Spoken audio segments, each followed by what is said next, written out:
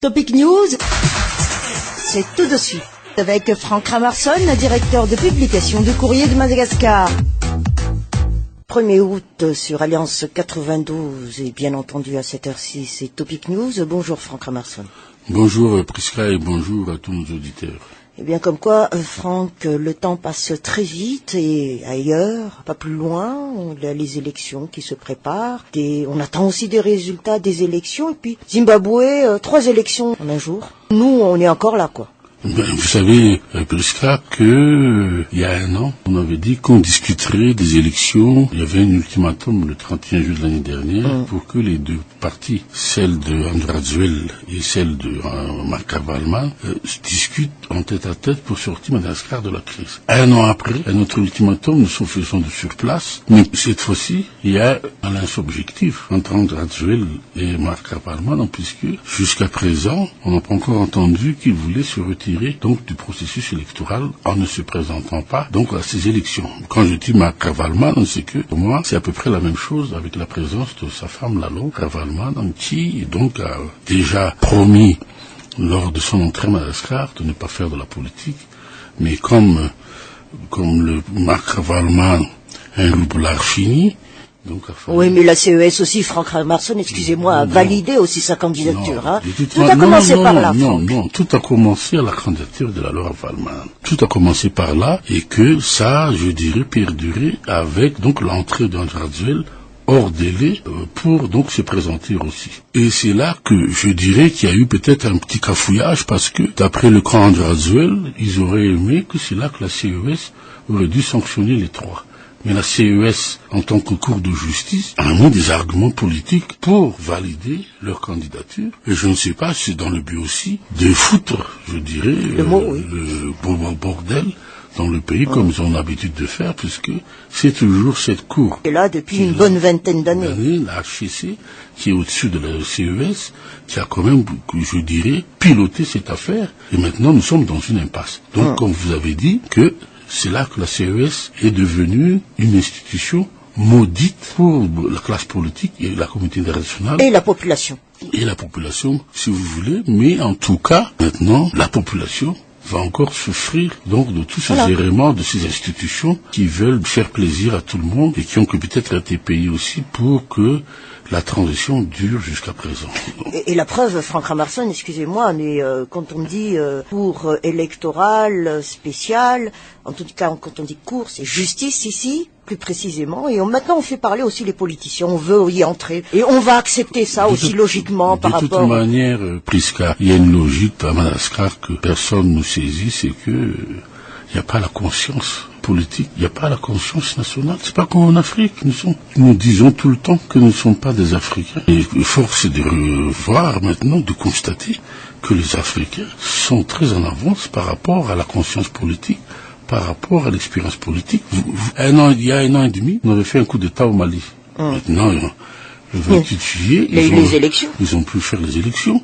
Aujourd'hui, donc on va voir la suite de ce qui s'est passé hier, des élections couplées, les législatives, municipales, les présidentielles. Donc pourquoi nous qui nous disons être des êtres supérieurs à nos frères africains, nous ne pouvons pas donc dépasser un certain nombre de clivages. Et ne touchez pas à notre souveraineté aussi. Voilà, donc et c'est malheureux quand on voit dans les médias locaux, dans les télévisions publiques, donc faire la litanie du souverainisme et puis dresser les uns et les autres, parce que ce sont deux extrémismes maintenant qui se rapprochent, celle de Marc Avalman, celle de Andrazuel, et comme vous voyez maintenant, même à ce niveau-là, les deux qui maintenant sont dans l'alliance objective sont devenus les principaux responsables donc de cet échec si l'élection n'aura pas cette année.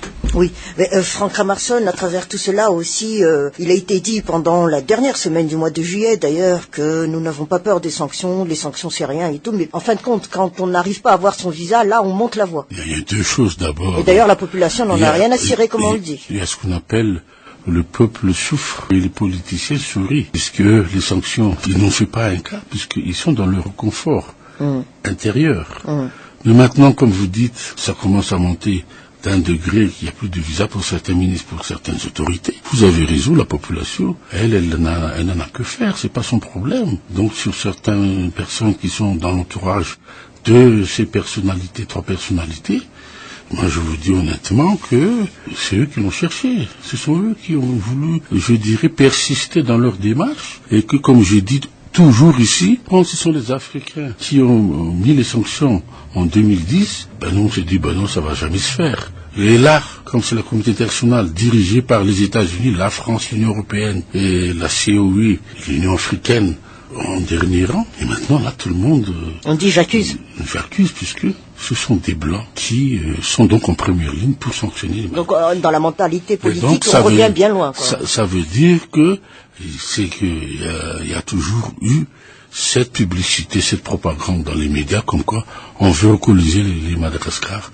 Mais ce n'est pas ça du tout. C'est que nous avons accepté depuis le départ, ensemble, 2 partis, quand Robert Kravalman s'est toujours abrité derrière la SADC pour défendre sa cause, quand André Azoulay, avant de prendre le pouvoir, s'est réfugié à l'ambassade de France, n'a jamais fustigé la France, et maintenant, il y a donc une coalition des deux pour fustiger les étrangers, pour dire que maintenant le ministère des Affaires étrangères saisit, je dirais, la chancellerie, mais il aurait dû saisir la chancellerie depuis 2010. Qu'est-ce que c'est que ces sanctions et tout cela? Mais comme je vous le dis, aujourd'hui, c'est toujours cela, le complexe malgache, c'est de dire que face aux Africains, ils disent toujours, on n'en a que faire, maintenant face, je dirais, aux Européens, maintenant c'est la peur, maintenant c'est qu'est-ce qu'il faut faire. Et on crie là maintenant, comme je dis tout à l'heure, à l'ingérence étrangère. Mais la non-possession d'un visa quelconque, Franck Ramarsson, est-ce que ça fera diminuer les criquets? Est-ce que ça fera faire baisser le prix du riz, par exemple, ou est-ce que ça donnera de l'emploi? Pas du tout, je veux dire là. Là, vous voulez dire simplement que quand on n'a pas de... Quand on a suspendu les visas, ou si ces pays ont suspendu leurs visas comme Schengen et tout cela, ça veut dire qu'il y a beaucoup de personnalités malgaches qui ont donc des avoirs à l'extérieur. C'est uniquement ça. Donc pour que on leur mette ça... On le met sur le dos des autres. Voilà, c'est ça. Oui, alors... Donc moi, comme vous dites, est-ce que ça va arrêter l'invasion des criquets, ça va arrêter la pauvreté, ça va arrêter les vols à la tire, ça va arrêter la corruption. La sécurité? La sécurité, je ne pense pas que ça va arrêter tout cela, mais ça va simplement, je dirais, tout cela, personne ne s'en soucie au gouvernement actuel, mais là, c'est les... Mais ils ont quand même pris une décision, Franck Ramarsson, par rapport à ces envois à l'étranger, à la recherche d'un travail. Mais ça, c'est encore un rapport avec la situation extérieure. Mais on ne parle de la situation des emplois à l'intérieur. Est-ce que réellement maintenant, combien de gens qui ont perdu leurs emplois se convertissent au banditisme? Voilà. Donc la seule chose qu'il faut dire, c'est qu'il faut terminer cette crise. La seule façon de le faire, c'est de passer par des élections le plus rapidement possible. Elle aura lieu, cette élection? Là, on verra si la classe politique, notamment donc les trois, comme on dit, protagonistes, qui sont cités, qui sont sanctionnés, se retire réellement, et parce qu'il ne faut pas l'oublier, Prisca, parce que tout ce monde-là croit qu'ils sont encore populaires, légitimes, maintenant ils représentent un pourcentage important de l'électorat. Moi je ne le pense pas. Mais demain, après-demain, réellement, quand on voit tous ces foyers de tension et l'appel d'aller dans la rue, ça va s'amplifier parce que la population ne peut plus supporter encore 2-3 mois de crise dans ce pays. Il n'y a plus de salaire, il n'y a plus de revenus, il n'y a plus de production. Et maintenant, c'est la rentrée scolaire. La déscolarisation, actuellement, elle grandit. Elle est toujours donc dans une courbe de hausse. La malnutrition, elle est toujours là. Et comme on dit toujours, 9 malgaches sur 10 sont pauvres. Donc on ne peut pas encore aller plus loin que maintenant. Donc on a touché le fond du gouffre. Et je pense que si les patriotes se lèvent, et si il y a des personnes réellement qui cherchent l'intérêt de la population, il faut donc sauver ce pays. Il faut chercher par les élections. Le sauveur par les élections, même pas maintenant, avant que les élections se fassent, parce qu'on a besoin de cet homme-là pour pouvoir redonner la foi à la. Mais quand les politiciens entre eux, Franck, pensent à plus, ramener de l'ordre, et puis il y aura du désordre. Alors. Non, on ne peut plus faire confiance aux hommes politiques. Vous savez, il y a toujours cette histoire de vouloir faire des manifestations, que ce soit du côté du pouvoir ou de l'opposition. Il n'y a personne. Les gens se lassent très très vite. Donc cette classe politique, il faut des hommes nouveaux, des hommes responsables, pour, je dirais, voir d'autres solutions et pour, je dirais, sauver, comme je vous dis, ce pays. En dernier point, Franck Ramarson, par rapport à toute cette histoire, mais on parle toujours d'élections, qu'on espère, mais en fin de compte, donc, tout est entre les mains de ces hommes politiques, même le collectif Des candidats, qu'est-ce qu'ils veulent? Ils attendent alors eux aussi. Non, le collectif des candidats, donc, ils sont en train donc de demander à la communauté nationale de réagir.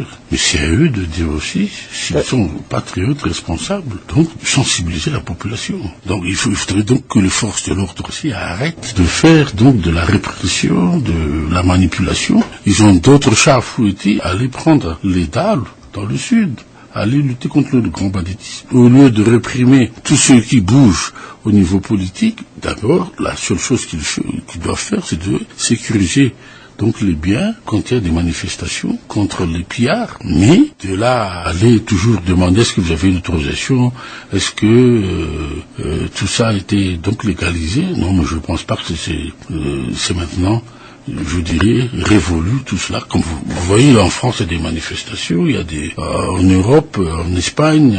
Les pro-Morsi ou les contre-Morsi n'ont pas demandé l'autorisation à qui que ce soit pour... Oui, justement. Donc, il ne faut pas non plus, ici, être plus royaliste que le roi. Donc, c'est pour ça que je vous dis, en Afrique, donc, les hommes politiques sont beaucoup plus, je dirais, conscients de ce qui se passe. Ils peuvent interpeller, donc, l'opposition peut interpeller le pouvoir. Et deuxièmement, ils ont la foi et la conviction, et surtout une idéologie politique qui leur permet de se structurer et de parler au nom d'un groupement crédible pour pouvoir donc faire face à tout événement. Vous l'avez vu au Mali, il y a un coup d'État, mais après ça s'est arrangé parce qu'il y a eu donc des hommes politiques, des leaders qui se sont donc concertés, chacun son parti, et après il y a eu les élections. Même s'ils l'ont tenu tête à la communauté internationale. Oui, au départ, mais après donc ils se sont vite ravisés parce qu'ils ont le sens de la démocratie, ils ont le sens que leur intérêt c'est donc revenir à l'ordre constitutionnel, revenir à l'état de droit. Et pour pouvoir revenir à l'état de droit, il faut passer par des élections. Et les élections, c'est la forme légitime pour quelqu'un, pour qu'il puisse diriger un pays, et puis qu'on le puisse reconnaître sur le plan international. La voix du peuple et la voix du Seigneur pour beaucoup. À très bientôt, Franck. Merci.